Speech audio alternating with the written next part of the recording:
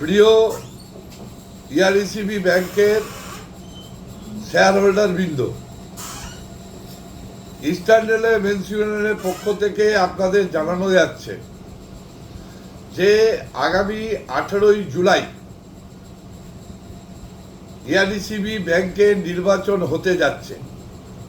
আপনারা জানেন যে ইস্টার্ন রেলওয়ে মেন্স ইউনিয়ন কোনোদিনই ব্যাংকের ব্যাপারে প্রত্যক্ষভাবে সংযুক্ত হয় না।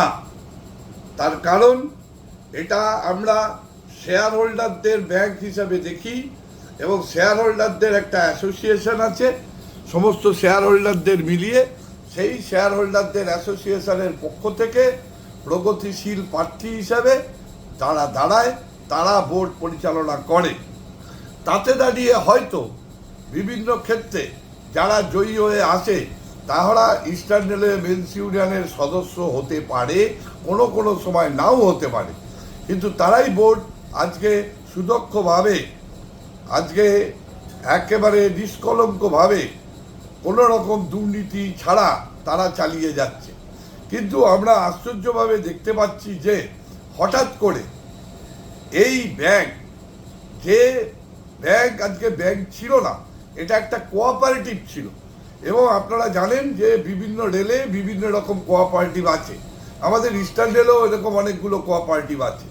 সেই কোঅপারেটিভকে আজকে ব্যাংকে রূপান্তরিত করার ক্ষেত্রে আমাদের এই যে পরিচালন বডি যারা ব্যাংক পরিচালনা করছে তাদের সুদক্ষ দক্ষতা এবং পরিচালনা আজকে এই জায়গায় নিয়ে গেছে এবং ভারতবর্ষের 12টি ব্যাংকের মধ্যে একটি ব্যাংক হয়ে তারা স্বরাষ্ট্রমন্ত্রী অমিত শাহের হাত থেকে পুরস্কার দিয়েছে। কিন্তু আমরা হঠাৎ দেখতে পেলাম যে সমস্ত রকম অশুভ জোট একত্রিত হয়ে এই ব্যাংকটাকে লুটেরাদের হাতে নিয়ে যেতে চাইছে এবং লুট করতে চাইছে। আপনার আমানত যা সুরক্ষিত আছে সেই সুরক্ষিত আমানত তছরূপ করে ব্যাপক বেনিয়োগ যে নিযুক্তি সেই দিকে তাদের চোখ পড়েছে এবং একটা অপপ্রচার তারা নামিয়ে নিয়ে আসছে 2016 সালে মোগলসরাইয়ের কিছু ঘটনা। আপনারা জানেন যে আমাদের এই ব্যাংকের বিভিন্ন জায়গায় বিভিন্ন শাখা ব্যাংকের আছে, সেরকম মোগলসরাই একটি শাখা আছে।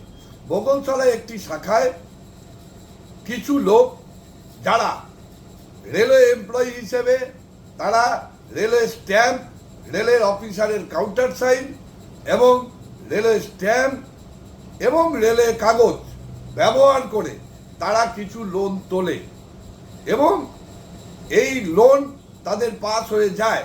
কেননা আপনারা জানেন যে রেলেও এরকম ভুয়া নিয়ম অনেক ধরা পড়েছে, যেটা চাকরি পাওয়ার পরে তারা ধরা পড়েছে, অনেক দিন পরেও কেউ ধরা পড়েছে।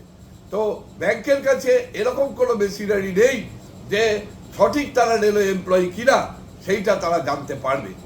সেই সময় দাঁড়িয়ে এই ধরনের কিছু ঘটনা ঘটেছিল এবং সেই ঘটনার পরিপ্রেক্ষিতে যে ব্যাংকের কর্মচারী, রেলওয়ে এমপ্লয়ি নয়, মোগলসরাই ব্যাংকের যারা কর্মচারী, সেই ব্যাংকের কর্মচারীদের মধ্যে কিছু মানুষ এর মধ্যে যুক্ত ছিল এবং তাদেরকে চিহ্নিত করে তাদেরকে সাসপেন্ড করা হয়েছিল এবং তাদেরকে সাসপেন্ড করে পরবর্তীকালে তারা রেল থেকে, এই ব্যাংক থেকে রিটায়ার্ড হয়ে চলে গেছে, কিন্তু এখনো পর্যন্ত তাদের কোনো ফাইনাল সেটেলমেন্ট, কোনো পয়সা তাদেরকে দেওয়া হয়নি এবং সমস্ত ব্যাপারটা যেহেতু আইনানুগ ব্যবস্থা নেওয়া হয়েছে, এফআইআর করা হয়েছে এবং এইটা পুলিশ এবং কোর্টের তত্ত্বাবধানে এর যে পুরো প্রক্রিয়া, সেই পুরো প্রক্রিয়া সেই তদন্ত প্রক্রিয়া চলছে। 2016 সালের পরে 2019 সালে আজকে আমাদের ব্যাংকের নির্বাচন হয়েছে। সেই নির্বাচনে এই বিষয়গুলো তুলে ধরার চেষ্টা করেছে এই অশুভ জোটরা।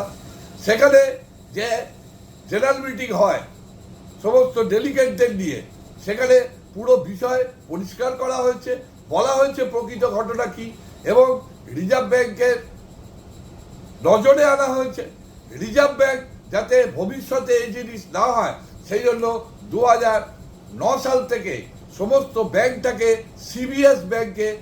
সিবিএস সিস্টেমে নিয়ে এসছে এবং কোর ব্যাংকিং সিস্টেম চালু হয়েছে। আজকে আইএফসি কোড চালু হয়েছে, আজকে তাদের চেক চালু হয়েছে, আজকে তাদের এটিএম চালু হয়েছে, সমস্ত কিছু চালু হয়েছে যাতে এই ধরনের কোনো কাজ ভবিষ্যতে না ঘটতে পারে। এরপরে করোনা কাল পড়েছিল, 2021-এ আবার নির্বাচন হয়েছে, সেই নির্বাচনেও তারা আবার এই বিষয়টি সেই সময় দাঁড়িয়ে পরিষ্কার করে বলে দেওয়া হয়, এতে ব্যাংকের যে পরিচালন মণ্ডলী বা ব্যাংকের সাথে যুক্ত কোনো ব্যক্তি এর সাথে যুক্ত নয়। আমরা আমাদের লিফলেটের মধ্যে দিয়ে খোলাখুলিভাবে আপনাদের জানিয়েছি, বলেছি। কেউ প্রমাণ দিতে পারলে আমরা বলেছি যে এই ব্যাংকের নির্বাচন থেকে সমস্ত প্রগতিশীল প্রার্থীকে আমরা প্রত্যাহার করে নেব। কিন্তু আমরা দেখছি যে আমাদের বিরুদ্ধে তাদের বলার কিছু নেই। তার কারণ এই ব্যাংক আজকে অসাধারণভাবে চলছে, ব্যাংকের প্রতিটি মানুষের স্বার্থ সুরক্ষিত হচ্ছে, তাদের আমানত সুরক্ষিত হচ্ছে, কিন্তু তাদের যেহেতু আমাদের বিরুদ্ধে কিছু বলার নেই, তাই তারা এই পূর্ব বিষয়টিকেই এখন তুলে ধরছে। সুতরাং এই ধরনের কোনো বক্তব্যের কাছে আপনারা কখনো এটার ব্যাপারে আপনারা সিদ্ধান্ত নেবেন না। তার কারণ হচ্ছে এটা আপনাদের বিভ্রান্ত করার জন্য এটা করা হচ্ছে। আপনারা বিভ্রান্ত হবেন না। যেভাবে এই ব্যাংকে আপনারা সুদক্ষ ইয়ারেমুর প্রগতিশীল প্রার্থীদের দ্বারা আপনারা নির্বাচিত করে এসেছেন প্রত্যেককে, সেইভাবেই আপনারা আগামী দিনেও এই নির্বাচন করবেন, এই নির্বাচিত করবেন তাদেরকে, এবং সঠিকভাবে যাতে ব্যাংকটিকে আমরা সবার স্বার্থ রক্ষায় চালাতে পারি সেই ব্যাপারে আমাদের সহযোগিতা করবেন। আপনার আমানত সুরক্ষিত থাকবে এবং ওয়েলফেয়ার ফান্ডে আরও যেসব সুযোগ সুবিধা আমরা লিফলেটের মধ্যে দিয়ে বলেছি সেগুলোকে আমরা আরও বৃদ্ধি করে এটা for the shareholder, by the shareholder and of the shareholder bank আমরা করব। কোনো রকম ইউনিয়নের হস্তক্ষেপ এর মধ্যে আমরা আগামী দিনে করব না, কেননা এটা আমরা বাধ্য হচ্ছি, যেহেতু সমস্ত রকমের অশুভ জোট ইউনিয়নগুলোর একত্রিতকরণ এক জায়গায় হয়েছে, সেই জন্য এবারে ইয়ারেমু সমর্থিত প্রগতিশীল প্রার্থী হিসাবে আমরা প্রতিদ্বন্দ্বিতা করছি এবং এই প্রতিদ্বন্দ্বিতায় আমরা জয়ী হব। আপনাদের আশীর্বাদ আমাদের কাছে থাকবে এই আশা রাখি। সবাইকে আবেদন জানাচ্ছি, ভালো থাকবেন, সুস্থ থাকবেন।